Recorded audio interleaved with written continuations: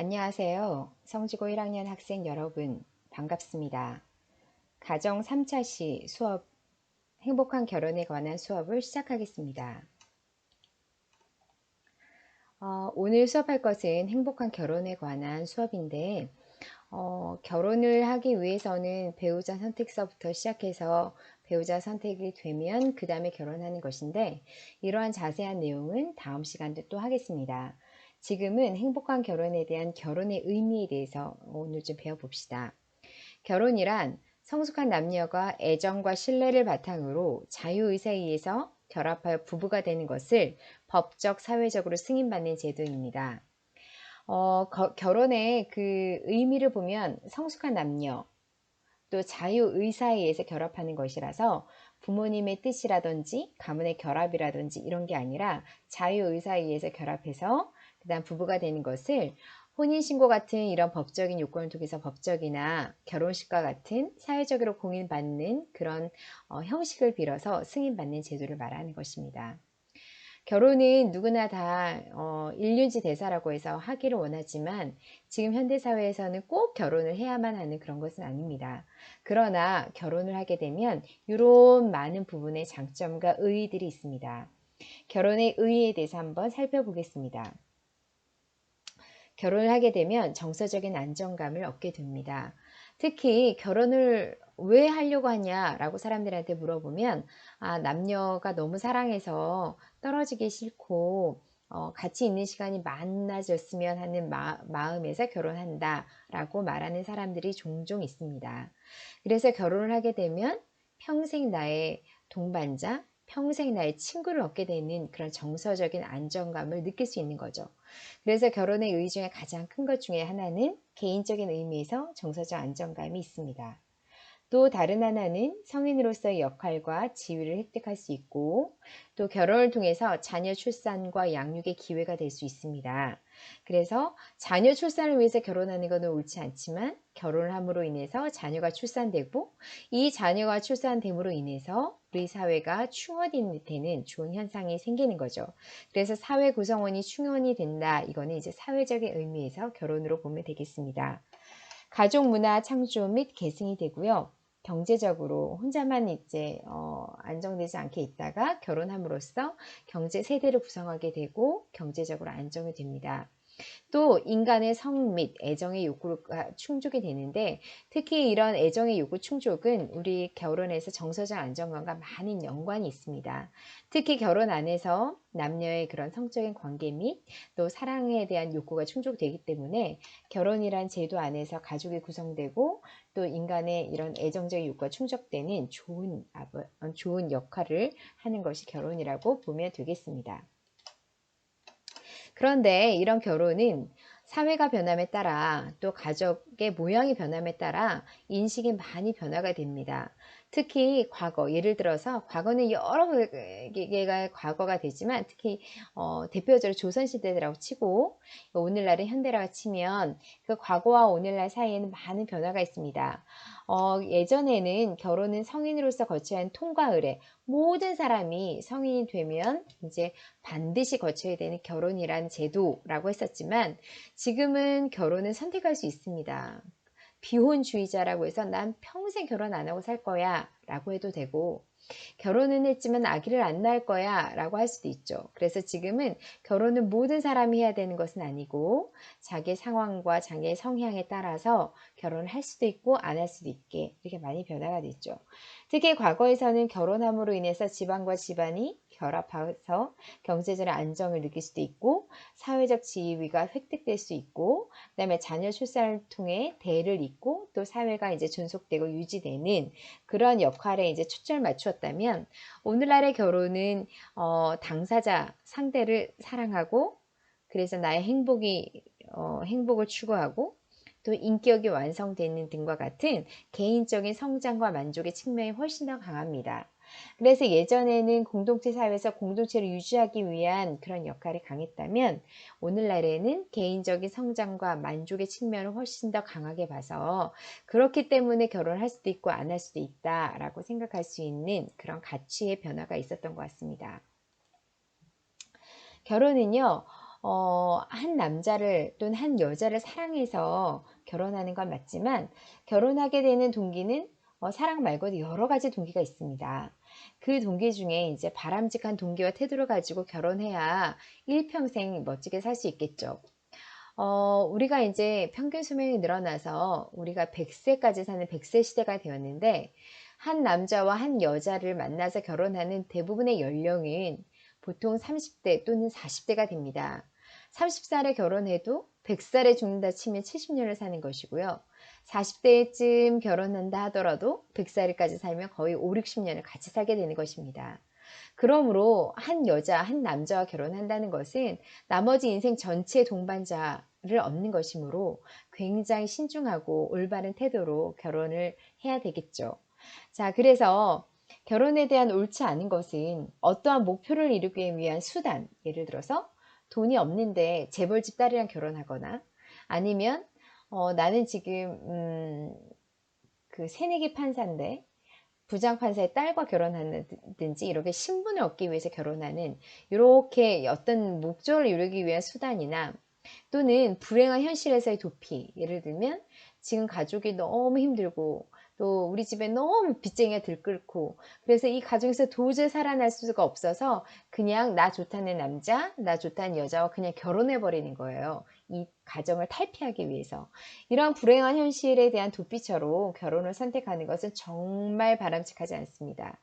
그래서 누군가 사랑하는 사람과 사랑을 하고 그 사랑이 이제 완성이 되는 단계로 결혼한 것이 아니라 그 사람 상대방이 갖고 있는 지위라든지 재력이라든지 아니면 내가 있는 이런 현실에서 도피하기 위해서 결혼이라는 방법을 택하는 것은 또 다른 불행을 낳을 수 있는 그런 근거가 되는 거죠. 그래서 이런 동기는 바람직하지 않습니다. 그래서 결혼은 인생의 동반자와 함께 미래 생활을 설계하며 두 사람이 조화를 이루며 행복을 만들어내는 과정이란 것을 아셔야 합니다. 인식하셔야 되고 이런 행복을 만들어가는 과정에 내가 들어가 있다라는 생각으로 그 과정을 소중히 여기는 마음가짐과 태도에서 출발을 하셔야 합니다. 그래서 어떤 목적 지향적인 거라기보다도 내가 사랑하는 사람과 평생 만들어가고 행복을 추구해 가는 여정이고 과정인데 그 과정에 일어나는 기쁜 일도 다 같이 공유해야 되지만 슬프고 어려운 일도 끝까지 같이 해서 이겨나가야겠다라는 생각으로 이런 마음가짐으로 결혼을 해야 되겠죠. 자, 성공적인 결혼 생활을 위해 고려할 사항들이 여러 가지가 있습니다. 첫 번째, 결혼을 할 때 나는 왜 이 결혼을 하려고 하는가? 나에게 가장 중요하게 생각하는 욕구는 무엇인가? 나는 배우자와 조화를 이룰 준비가 되어 있는가? 나는 결혼에 부적합한 동기는 없는지, 돈이라든지 명예라든지 집안을 보고 하는 것은 아닌지, 결혼에 대한 비현실적인 기대나 환상을 가지고 있지 않은지, 상대 남자, 상대 여자가 그냥 사람으로서 좋은 것이 아니라 결혼한다는 결혼 자체에 대한 환상, 사랑 자체에 대한 환상을 가지고 내가 이 남자, 이 여자를 만나는 것은 아닌지 늘 자기를 꼼꼼히 확인할 필요가 있습니다. 그래서 결혼은 하는 것은 되게 쉽지만 결혼 생활을 유지하는 건 굉장히 장시간이 걸리기 때문에 그 시간 동안 내가 평생 사랑하고 평생 함께 하고자 하는 사람과 지내야 하므로 이렇게 여러 가지 나의 결혼에 대한 이런 생각들이 올바른지 점검할 필요가 늘 있습니다. 자, 결혼에 대해서 여러분들은 어떻게 생각하시나요? 친구들에 대해서 어떻게 생각하고 있는지 지금은 이제 인터넷 수업을 하기 때문에 친구들의 생각은 잘 알 수 없지만 결혼에 대해서 어떻게 나는 결혼을 하고 싶은지 안 하고 싶은지에 대해서 좀 조사를 하겠습니다. 그래서 이 강의가 끝나고 밑에 보면 설문지가 있는데 그 설문지에 이런 내용들이 적혀 있기 때문에 거기서 자세히 쓰시면 됩니다. 이거는 학생들에게 서로 공유하는 자료는 아니고요. 선생님이 이렇게 보고 결혼하기 싫은 학생도 있고 좋은 학생도 있는데 이 학생은 요런 이유로 결혼하기를 원하는구나 원치 않구나 라는 것을 파악할 수 있을 것 같습니다.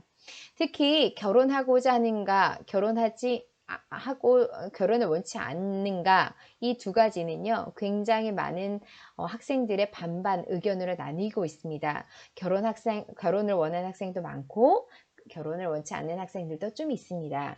그래서 만약에 결혼하겠다면 결혼하고 싶은 이유를 세 가지 적어보는데 뭐 부모님을 기쁘게 하기 위해서 또는 뭐 대를 잇기 위해서 뭐 아이를 낳기 위해서 이런 게 아니라 내가 정말 어떤 남자 어떤 여자를 만나서 결혼을 하고 싶은데 왜 이 사람이랑 결혼하고 싶은지에 대한 이유를 세 가지 한번 적어보면 좋겠습니다. 그리고 장차 미래 어떤 날 내가 결혼을 했다고 가정하면 그날 만약에 5월 5일이다. 그러면 그날 아침에 나는 결혼한 상태로서 어떤 일을 하고 있을지를 상상하면서 자신의 모습을 이야기 적어보시면 될 것 같습니다. 마찬가지로 결혼을 하고 싶지 않은 학생들의 경우에도 왜 결혼하고 싶지 않은지, 많은 내 친구들과 또 부모님들과 나의 친척들은 다 결혼을 하였는데 그렇게 결혼한 사람들 사이에서 나는 결혼을 하고 싶지 않는 이유를 한번 세 가지 적어보시고 장래 결혼하지 않고 살아가는 자신의 모습에 대해서 한번 이야기를 해보면 좋을 것 같습니다.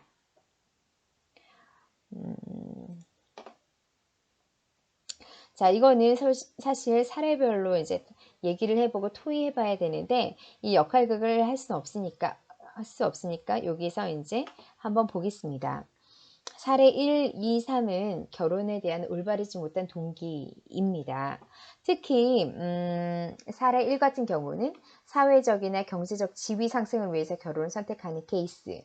이 사람에 대한 관심이 없고 이 사람이 갖고 있는 돈이나 이 사람이 갖고 있는 명예나 이 사람이 갖고 있는 그 집안, 이것이 마음에 들어서 이 사람과 결혼하는 케이스입니다. 특히 이런 케이스는 오래가지 못한 경우가 많고 이 사람의 돈과 명예, 가문에 대한 대가를 내가 톡톡히 치를 가능성이 높습니다. 그래서 이런 목적을 가지고 결혼하는 건 올바르지 않겠죠. 그 다음 두 번째는 사실 많은 사람들이 하는 실수 중에 하나입니다. 내가 결혼하는 이유는 외롭기 때문이야. 나는 혼자인 거 너무 싫어. 나 고독감이 너무 싫어. 그래서 결혼을 도피처를 삼는 경우가 있는데 내가 외롭기 때문에 결혼하는 게 아니라 내가 외로움과 상관없이 내가 상대를 사랑하기 때문에 내가 사랑하는 누군가를 만났기 때문에 결혼하는 것이 옳습니다.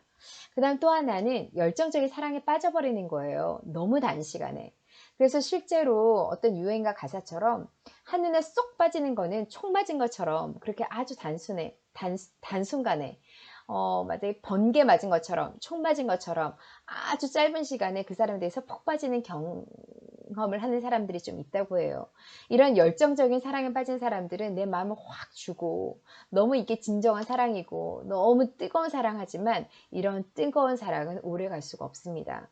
그래서 결혼을 이렇게 열정적인 사랑에 빠져서 결혼했을 경우 한 2년, 3년 내 눈에 끼어있는 그 사람에 대한 좋은 감정으로 보는 이런 콩깍지가 벗겨지면 그 다음에는 이 사람들의 단점이 부각되면서 가정생활, 결혼생활을 아주 즐겁게 할 수 없는 거죠.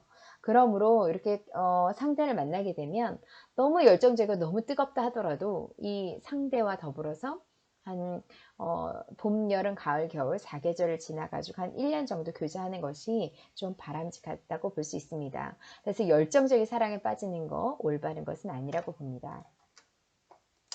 자, 한번 문제를 풀어볼까요? 복잡하고 빠르게 변화하는 현대사회에서 가족 구성원 간의 애정과 정서적 안정을 추구하려는 욕구는 오늘날 더욱 중요시되고 있습니다. 이게 맞는 걸까요? 틀리는 걸까요? 네, 정답은 맞습니다. 현대사회로 갈수록 더욱더 인간미가 떨어지고 각박한 사회일수록 가정 안에서 가족 구성원 간 엄마, 아빠 또는 아이들 간의 그런 애정과 정서적 안정을 추구하는 기능이 더 끈끈해지고 더 깊어져야만 우리가 현대사회를 잘 살아갈 수 있고 이게 만약에 되지 않으면 뭐 우울증도 올 수 있고 되게 현대사회에서 부품과 같이 여길 수 있는 그래서 되게 각박한 삶을 살 수밖에 없습니다. 그래서 현대사회에서는 가족 구성 간 애정과 정서적 안정의 기능 이것이 훨씬 더 중요시되는 그런 사회가 되고 있습니다. 두 번째 한번 해볼까요? 성숙한 남녀가 애정과 신뢰를 바탕으로 자유의사에 의해서 결합하여 부부가 되는 것을 법적이나 사회적으로 승인받는 제도, 이런 제도를 뭐라고 할까요? 맨 앞에 우리 한번 이거 하고 시작했죠. 이런 법적, 사회적으로 승인받는 이런 제도, 이런 제도를 결혼이라고 하죠. 그래서 우리는 이런 결혼을 통해서 부부가 되고 아이를 낳고 평생 같이 사는 동반자로서의 그런 관계를 유지하는 것을 법적으로나 사회적으로 승인받는 그런 제도를 통해 가지고 저희가 이제 결혼 생활을 하게 되는 거죠. 자, 마지막입니다. 자, 성공적인 결혼 생활을 위해 고려해야 할 사항으로 바람직하지 않는 것입니다. 바람직하지 않는 거. 자, 1번. 자신에게 가장 중요한 욕구가 무엇인지 고려한다. 2번. 결혼에 대한 비현실적인 기대와 환상을 가져야 한다. 3번. 자신이 배우자와 조화를 이룰 준비가 되어 있는지 살펴본다. 4번. 어떠한 목표를 이루기 위한 수단으로서 결혼을 선택해서는 안 된다. 5번. 결혼과 결혼 생활의 가정 자체를 소중히 여기는 마음과 태도를 가져야 한다. 자, 바람직하지 않는 것은 몇 번일까요? 네, 그렇죠.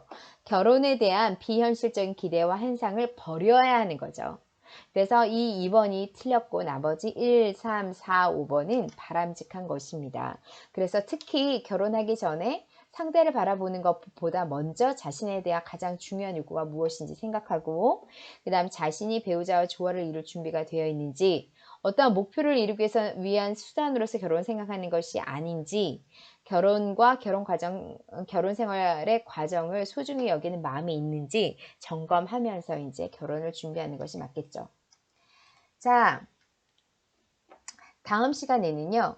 배우자 선택과 결혼인데 배우자 선택을 위한 준비서부터 사랑과 성, 배우자 선택, 또 결혼 준비와 절차 이런 등등에 대해서 배울 겁니다.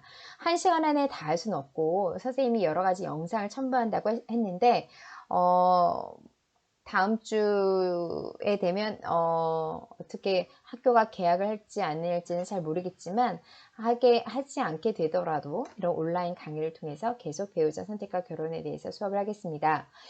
영상을 이번에는 많이 띄울 건데 그 영상에 대해서 느낀 점 쓰시고, 그 다음에 설문지 다 하셔서 설문에서 반번호 이름 꼭 적는 걸 잊지 말아 주시기 바랍니다. 반번호 이름을 적어야 선생님이 1반부터 12반까지 모두 다 들어가기 때문에 여러분이 한 것을 다 체크하고, 이 체크한 것들이 이제 나중에 오프라인 계약이 되었을 때 다른 활동과 더불어서 수행에 영향을 줄 수 있습니다. 그러므로 오늘도 열심히 다 잘 참여하시고 댓글 잘 남겨주시고 그 다음에 설문지 잘 참여해 주시기 바랍니다. 오늘까지 이번 시간 3차시 이제 행복한 결혼에 대한 일반적인 이야기를 하였는데, 다음 시간 배우자 선택과 결혼 하기 전까지 잘 지내시고 다음 주에 뵙겠습니다. 감사합니다.